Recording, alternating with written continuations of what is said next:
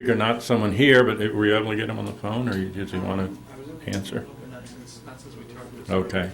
If we can bring him in to answer questions, we will, but he sent a video in place of coming online with us. Mike Golden, he did a very interesting recent article about Gerald Posner.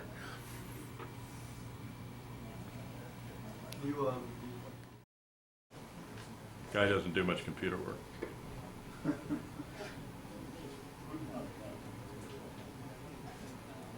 Sometime in the next 50 years, probably right before the National Archives are officially due to be opened, the marketing clouds of some blindly ambitious multinational conglomerate will realize they've exhausted their normal strategy of putting out a new pud puller every time they make a minute change in the pud puller of record there's peddling as the most essential lifestyle tools. It's the last most essential pud puller they were peddling 6 months earlier to the almost obsolete rubes still out there consuming their empty lives away. Which is when the marketing clouds will come up with a bright idea of selling content. Remember content?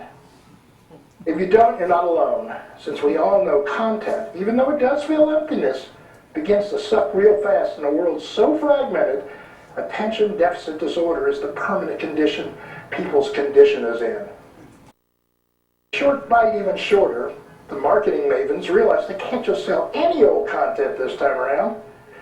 This time around, the content has to be special. And this special content will be packaged for a gigantic special holiday special that they'll hype for at least 2, 3, maybe even 5 years before whoever the Spielberg or Cameron of the day comes out with this stupendous, full-length, special government-sanctioned animated 3D musical called The Three Assassinations. The Three Assassinations, or 3A and 3D, as the hipper pundits will call it, will be more like an opera than a Broadway musical. Though it will open on Broadway at the same time it opens on the big screen and on pay-per-view for the lifestyle shut-ins. This special will depict the three major popular inspirational political leaders of the 1960s, JFK, MLK, and RFK, as traitors to America who had to be eliminated in order to save the country. The assassins, of course, will be portrayed as the good guys, brave, faceless FBI and CIA agents, aided by wily mob warriors looking to redeem their heinous lifestyles in order to protect truth, beauty, and the American way from something. Maybe the Red Menace. If the ubiquitous they can get that lame MacGuffin to come back from the dead and fly into the face of the 2 trillion-pound unfettered capitalist snowball from hell of technological progress rolling down the mountain over the out-of-control lives of gluttonous 21st century consumers, maybe it's even something we've never heard of before. Because like the millions of aliens from different planets and galaxies some people believe are living amongst us on planet Earth, it, like that, couldn't officially exist in the middle of the 21st century, except in the paranoia of the collective refried unconscious. If and when the time actually comes to open the National Archives, the mood-regulated people of the 21st century probably won't want to make a big thing about it. In fact, they'll probably be satisfied as long as the authorities make an obligatory public show of not just giving the project outright to any one company, just to show their fare. As we all know, no matter how out of whack things get here, if the gestalt doesn't reek of fair, no matter how it's marketed, how it's boogered, or what spin Satan schlockmeisters put on it, it won't fly in the land of the mortgaged and the home of the fragged. So one way or another, the ruling mediocrity of that time period will have to conduct open bidding on the 3 assassinations among the 5, 4, 3, 2 major media conglomerates left on the planet. Obviously, it's hard to picture. Even harder to buy the concept of open bids because deep down, we all know who better to tell the story, who better to spin the history of our darkest days than the folks who gave us Pinocchio and the 7 Dwarves. As any politician worth the salt of his hypocrisy-covered Peter might say, when evoking the hot button of selling the cliche of saving our children's future, it's not only in our children's national interest that Mickey Mouse tell the story. At the rate things are going down here on Planet Mall, by the time the archives are finally open, it may be the best interest of business as usual to target market this conspiracy spectacle to the lowest common denominator of the old marketplace. After all, How many times do we have to hear the business of business is business before we realize that business is the engine of this great out-of-control society? And any company who can sell Mickey Mouse, Goofy, and Donald Duck ought to be able to sell Lee Harvey Oswald, James Earl Ray, and Sirhan Sirhan as heroes, right? And if not, maybe the Warner Brothers remove Mount Rushmore down to Orlando and put their heads up on a new competing Mount Turner across the street along with Bugs, Daffy, Tweety, and Elmer Fudd shilling their wares down on us. Obviously, by the time the archives are finally opened, it will take a pretty grandiose spin to convince anybody who isn't totally brain dead that elements of the government in cahoots with the military-industrial infotainment complex and the mob did not kill Jack Kennedy, Martin Luther King, and Bobby Kennedy too. So why deny the obvious when it's so much easier to go with the flow and soft sell the conspiracy the way it really went down? Is there anybody out there who cares what they're hiding and why they're hiding it anymore? By this point, I think not. When most people look at the state of the world today, all they can think about is the threat of losing their jobs during the economic crisis, losing their security in homes in the middle of a Wall Street manipulated banking and housing scams, losing their so-called freedom from terrorist attacks on our way of life. I could go on, laying out dozens of things that people are rightfully worried about today that are much more important to them than the 3 political assassinations that took place in this country over 40 years ago. Yet what has to be realized is that the specter of those 3 assassinations looms as large, if not as hysterical, today as they did right after they happened. Back during the long, drawn-out election process of 2008, most of us, no matter which side of the coin we were situated on, silently believed that if elected, Obama would be assassinated before he was actually sworn in. The reality of that unpleasant possibility certainly must have crossed his mind as well, because we're all conditioned in this country to know deep down that if we're not vigilant, it not only could happen again, it will happen again. We know from experience it could happen tomorrow to a president, and they'll pick a patsy and get away with it. We know from experience it could happen tomorrow to a great moral leader operating outside the corruption of politics, and they'll pick a patsy and get away with it. We know it could happen tomorrow to whoever that all-controlling they feels is blocking the flow of money they believe by the arrogant grossness of divine right is theirs. And if that thought alone is not reason enough to stand up for the truth and bring closure to these 3 political assassinations, try very simply admitting you love this country and care that it lives up to its founding fathers' drunk with hubris promise. You care that America sheds its by now taken for granted hypocrisy and quits operating out in the world like most people are too deaf, dumb, and blind to see the greatest country in the history of this planet is well on the way to becoming, if it hasn't already become, its own antithesis. Unfortunately, the only way that fate can be changed before it permanently embeds itself into constitutional interpretation as dumbass and self-serving as shameless evangelical hustling is if those of us who do see through the corruption of the most respected institutions supposedly watchdogging our so-called freedoms have the courage to call them out on the carpet every time we catch one of their shills in the act of subverting the truth. That overblown lead-in brings me to the case of the not-so-honorable Gerald Posner. Brings me to asking the question whether it's enough to call out the Gerald Posners of the world without calling out the institutions they're shilling for under the banner of a free press. While you ponder the question and look over the article Assassination by Omission, which can be found on both COPA and Exile Online's websites, I'll briefly summarize Posner's fall from mainstream privilege and protection. It all started when Posner was caught plagiarizing all over his latest book, Miami Babylon, a scandal-babble history of how Miami came to be. As a result, Tina Brown, one of Posner's 2 major champions, had no choice but to let her #1 investigative pet at the Daily Beast go. A few days later, Posner hired his one-time ideological enemy in the old assassination conspiracy debate, 83-year-old Mark Rush to Judgment Lane, to file a complaint against Miami New Times to stop the Alternative Weekly from publishing further example of Posner's plagiarism. Enough actually to argue that Posner's career has been practically built on regularly stealing other people's work. Posner getting caught and discredited has long been expected by those covering the counterintelligence field, but not for something as minor as plagiarism. As the mainstream media's most preeminent proponent of the JFK-MLK lone gunman assassination theory, Posner's major identifiable affront to unbiased reporting has been the invisible crime of omission, a methodology more heinous in the long run than even flat-out stealing or lying. In other words, you wouldn't know what omissions exist if you didn't know the information being left out existed in the first place. Which is why most of the readers of Posner's 1998 best-selling Killing the Dream didn't notice the subterfuge in his deliberately one-sided analysis of the MLK assassination, which attempts to eliminate any doubt that James Earl Ray was the lone gunman assassin without presenting the other side of the equation as anything but hackneyed.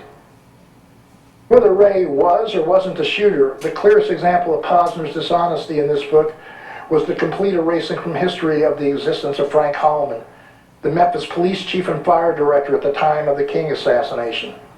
Holloman retired from the FBI after having spent 25 years in the Bureau.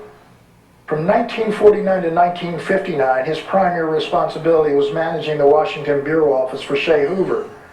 So he was not just any ex-FBI agent, he came out of the inner circle. His specific duties there are a huge can of worms still waiting to be opened.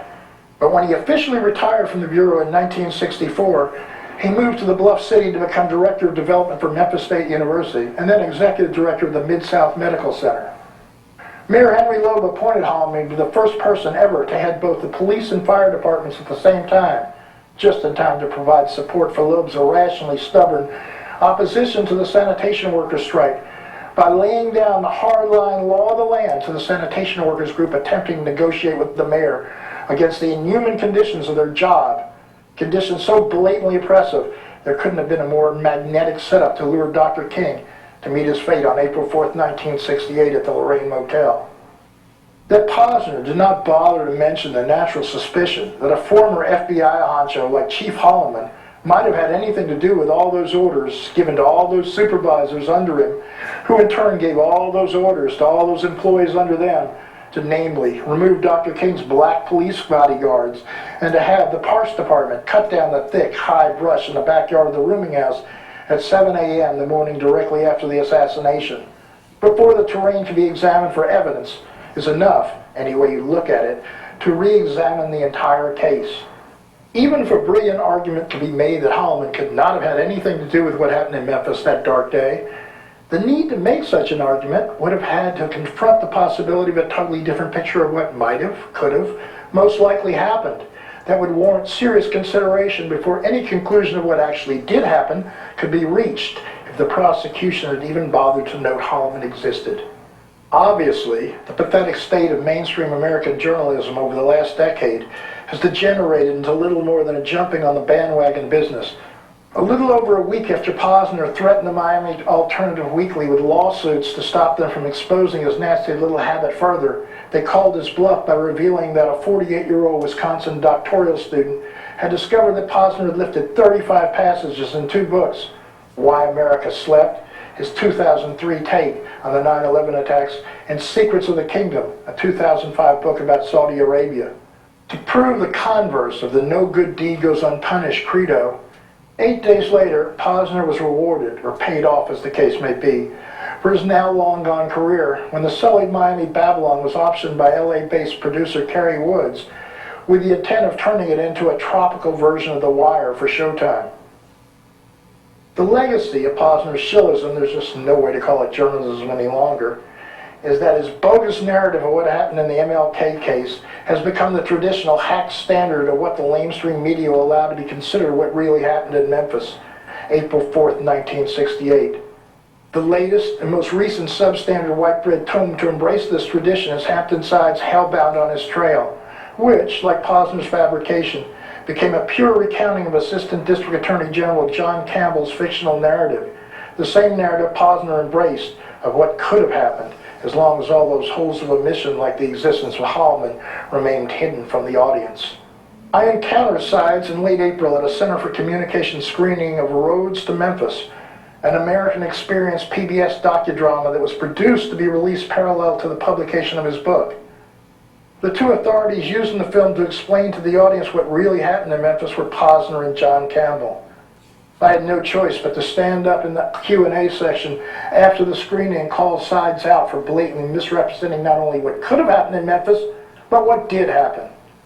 Unbelievably, the defense he blurted out when called on his misrepresentations was, "I wanted to write a book about the assassination, not about the conspiracy."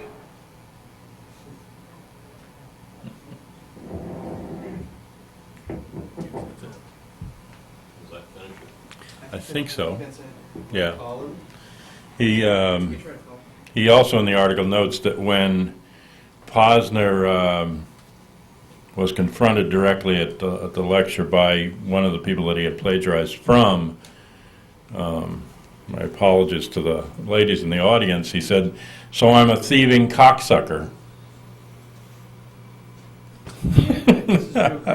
Explanation enough, I guess.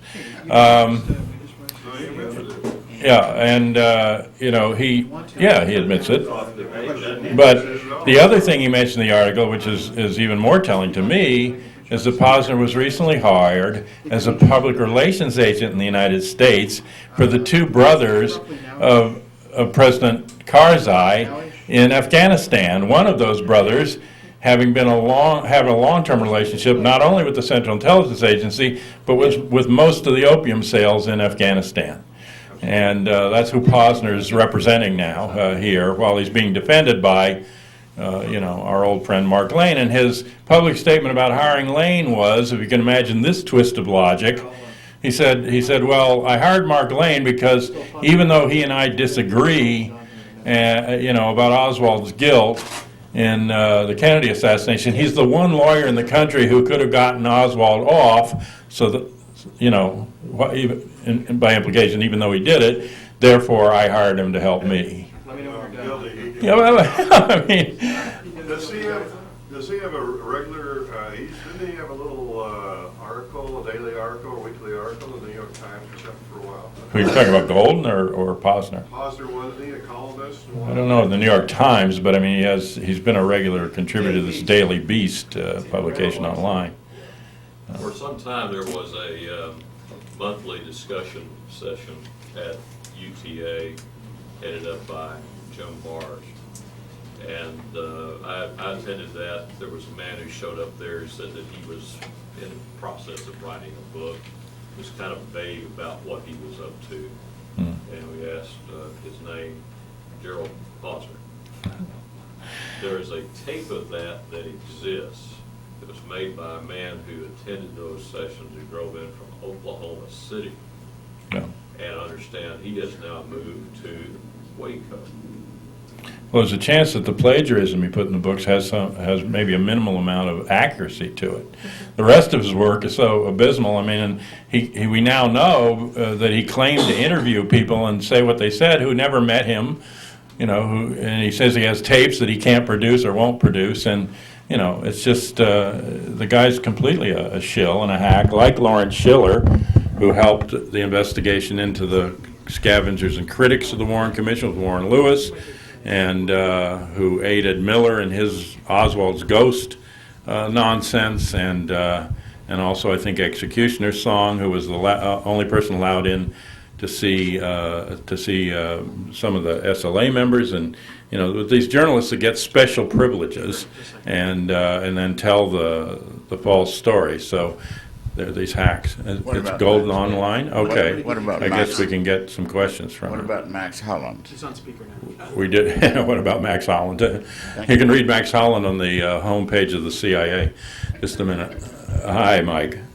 Hey, John. How are you? Okay, great. I'm glad you can take some questions. We enjoyed your presentation, and I tried to fill in some of the other stuff you said about Karzai, but maybe you could elaborate on that. And Well, it's more on the article. I mean, it's probably changed quite a bit too. It's Oh. just that Posner is representing Karzai's two brothers. Probably more as a PR agent than a lawyer, though. From what I understand, he was looking for American media outlets to sue for, or probably bluffing the suit to get. To keep them from being slandered, or, unquote, slandered. But basically, I don't know. It's it's an ongoing thing. Okay. Is any sound coming to the back from this? Okay. I hear it. It's on Wednesday. Okay. Yeah, we're okay. Okay. Any other questions for him? Hold on a second. Anybody have a question? Can anybody tell me what the background was of Posner before he began the JFK research? Did you know anything about Posner's background before he began the JFK research? Well, I think he was a Wall Street lawyer, from what I understand, who wrote a book on was it Mengels? It was something to do with the Nazis, and then he was recruited by Random House to write Case Closed. I don't think it was his idea to begin with, but that's the whole mystery of the inside of Random House. So they came to him, from what I understand. Now, I don't know whether that's factual or not, but that's the word. Do you happen to know who the publisher was at Random House? Random House. No, but I meant his actual book dealer there. I mean, the person he worked with. Oh, Bob Loomis. Who's Bob Loomis? Well, Bob Loomis was also the one. MLK. Yes, and he also was the one that worked with Schiller and Mailer on the Oswald's Ghost, and he has ties with the intelligence agencies. Yeah, that's what it appears. Another question, just a sec. Could you comment on Posner's book and hit job on Ross Perot, 1996? Perot, of course, being a political enemy of the Bush family at that time. A question about a hit job book that he did on Ross Perot at the time that he was running against the Bushes. What did Posner do? The guy said he wrote a book attacking Ross Perot. Do you know anything about it? No, but I don't believe Posner writes any political books without being told what to write. What they want. Mm-hmm. I don't think I don't think he comes up with his own ideas, from what I understand. But maybe he does. I mean, no, I don't know anything about that. He's not one of my favorite authors, so I don't go out of my way to read him.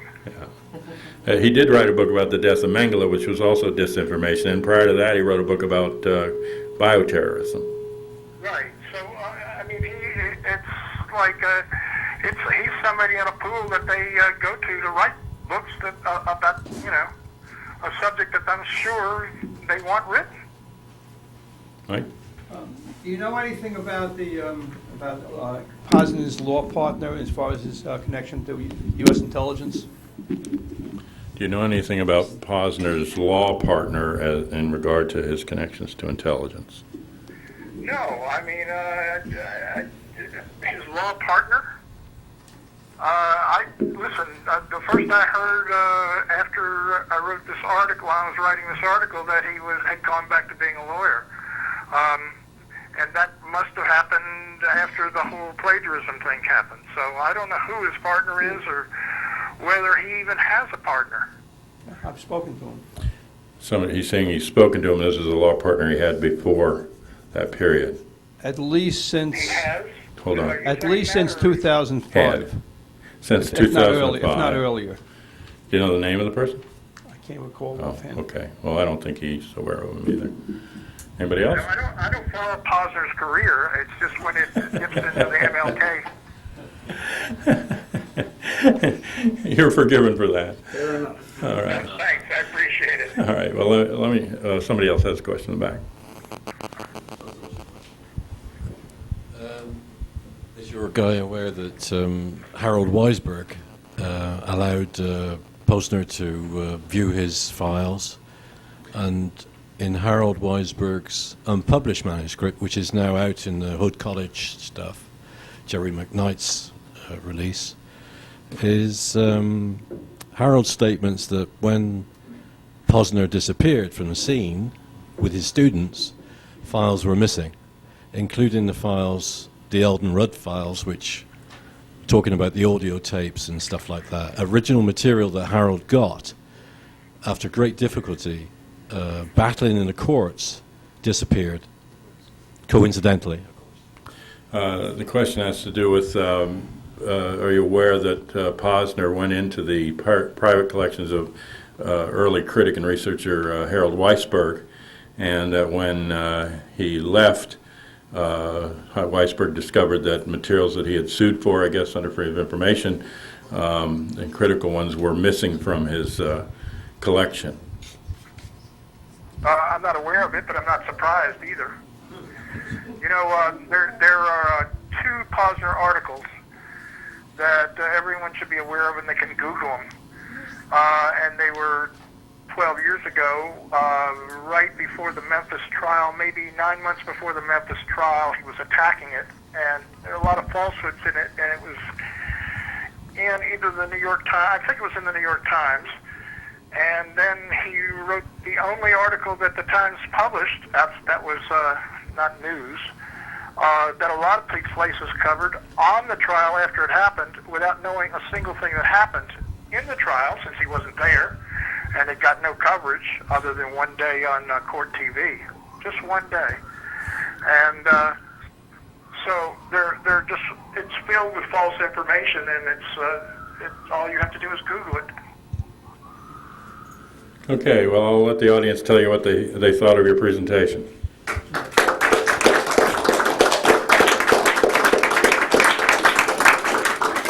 Thanks for being with us, Mike.